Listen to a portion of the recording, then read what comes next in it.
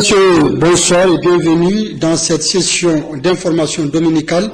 Le Premier ministre chef du gouvernement, Brigitte Raffini, a officiellement lancé ce jour dimanche à Ngal, comme vous le voyez sur ces images de la région d'Agadez, les manifestations de la cure salée édition 2013.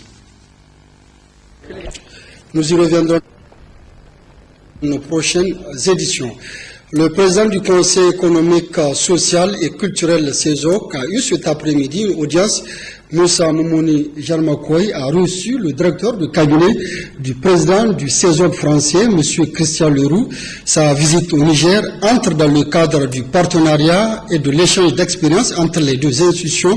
Écoutons Christian Leroux à sa sortie d'audience.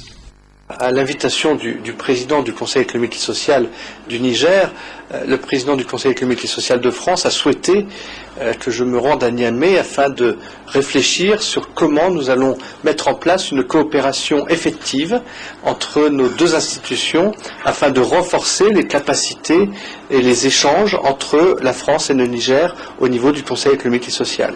Pour nous, la France, le Niger est un pays ami, un pays frère, et donc pour nous c'est une priorité de pouvoir travailler avec le président pour voir sous quelle forme on peut, avec nos collaborateurs, avec les différents membres des groupes qui composent le Conseil économique et social français, travailler pour renforcer les capacités de travail du CESOC Niger. L'appui peut être fondamental, puisque la composition du CESOC, à la fois les partenaires sociaux, à la fois les élus locaux, à la fois l'ensemble des forces vives qui composent la République du Niger, doivent permettre d'émettre des avis, d'émettre des idées et de proposer au gouvernement et au Parlement des pistes d'amélioration pour la situation quotidienne des habitantes et des habitants du pays. Et donc c'est un rôle fondamental, et donc c'est aussi pour cela que je suis venu ce soir à Niamey, pour essayer de convaincre de l'importance du rôle du Conseil dans les institutions. Les 500 candidats nigériens au Hajj 2013 ont quitté cet après-midi pour les lieux saints de l'islam à bord du vol inaugural effectué par Nasser, l'avionneur du Niger Airlines. Nous y reviendrons dans un instant. Hamazada, ancien député du MNSD Nassara au titre de la région du Dosso et membre du bureau politique national du MNSD Nassara, a livré ce matin un point de presse par rapport à la déclaration rendue publique ce matin par rapport à la situation qui prévaut au sein du MNSD Nassara. Pour lui, la déclaration n'engage que le groupe qui l'a rendu public et non le bureau politique national du parti. Je propose un extrait avant de le retrouver en partie magazine de ce journal. Il s'agit donc pour moi d'apporter un rectificatif à cela que vous voyez. Ce document est la déclaration qui a été lue ce matin, soi-disant au nom du bureau politique national du MNSD Nassara. Très bien. Et en fait de déclaration, de quoi s'agit-il exactement? Et dans n'importe quel parti politique qui se respecte, lorsque il est question de cela, le bureau politique en réunion ordinaire ou convoqué de façon extraordinaire, donc en session extraordinaire, donc se saisit de cette question. Y a-t-il lieu ou pas par rapport à une situation ou un événement de faire une déclaration? Et les membres du bureau politique, en toute responsabilité, échangent et discutent.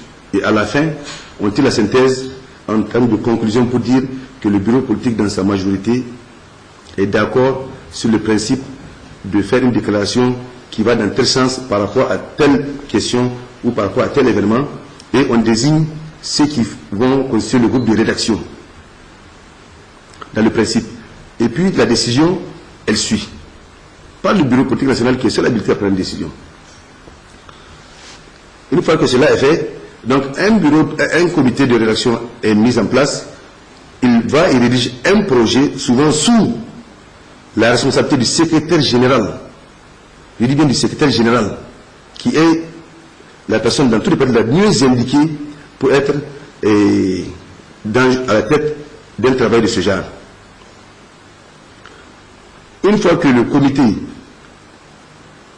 fait ce travail, c'est-à-dire de rédiger un projet de déclaration, on le soumet au bureau politique qui amende au besoin et qui l'adopte. C'est ce projet qui est lu au nom du Bureau politique national. Dans le cas que voici, cette déclaration n'a pas été discutée par le Bureau politique national. Je m'explique. Jusqu'à hier soir, samedi, il n'y a pas eu de réunion du Bureau politique ni ordinaire ni extraordinaire.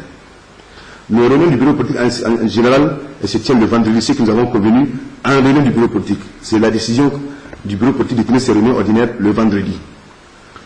Hier samedi, un ou deux membres du Bureau politique que moi je connais très bien, parce que je sais comment ça se passe, ils le savent très bien, ils se sont appelés pour donc décider de faire ça. Et c'est eux qui ont fait ça. C'est un ou deux individus qui me connaissent, que je connais bien. Je les connais parce que je le sais et je le connais par le style. Ils ont fait cette déclaration à eux seuls, au nom de l'ensemble des membres du Bureau politique national. Tenez-vous bien, le Bureau politique national du MSD compte plus de 200 membres. 200 membres. Ils pensent sur eux de rédiger une chose avec l'aval, malheureusement, de ceux qui doivent mettre fin à de telles pratiques. Parce que les textes, ça se respecte. C'est fait pour se respecter. C'est comme une loi interne. On respecte les textes. Si on veut que les choses fonctionnent normalement, si on veut que les choses aboutissent, il faut les faire dans les normes, dans les règles. Autrement, on n'est pas dans les règles. Ils ont rédigé cela, et qu'est-ce qu'ils ont fait? Ils ont demandé à des militants bien précis, trier sur le volet, sur la base de la simple chose qu'il faut appeler ceux qui seront évidemment d'accord avec cette déclaration, ou qui ne peuvent pas parler, même s'ils ne sont pas d'accord, qui ne peuvent pas le dire, c'est ceux qui taisent, ceux qui, au lieu de dire non, manifestent que le silence, donc ceux qui sont prêts à tout accepter. Et ce matin, on fait une réunion chap-chap. Donc vous voyez, donc vraiment un genre de simulacre de réunion, et on dit c'est pour une déclaration. Et puis les gens se mettent donc en place, et quelqu'un lit au nom de tout le monde, de l'ensemble des 200 et quelques membres du Bureau politique national. Et je vais vous dire la chose suivante. Depuis que nous sommes à l'opposition, avec ce Bureau politique national du MSD qui contient plus de 200 membres aujourd'hui, et hier 100 et quelques, il n'y a jamais eu 50 membres présents. En général, c'est entre 20 et 30. Mais lorsqu'on veut faire un truc comme ça, on prend son téléphone, qui appelle qui, on appelle qui on veut pour venir faire une déclaration. Amazada, que vous retrouverez en partie magazine de ce journal. Le ministre d'État, ministre des Mines et du Développement industriel était ce matin au chevet des populations des communes du Liboré, Ndunga et Hamdallah, une mission humanitaire instruite par les plus hautes autorités pour apporter leur compassion et leur soutien aux quelques 10 500 sinistrés des inondations à travers le département de Kolo, compte rendu Sen Ismail Ibrahim et Issouf Samaila. C'est donc un émissaire du président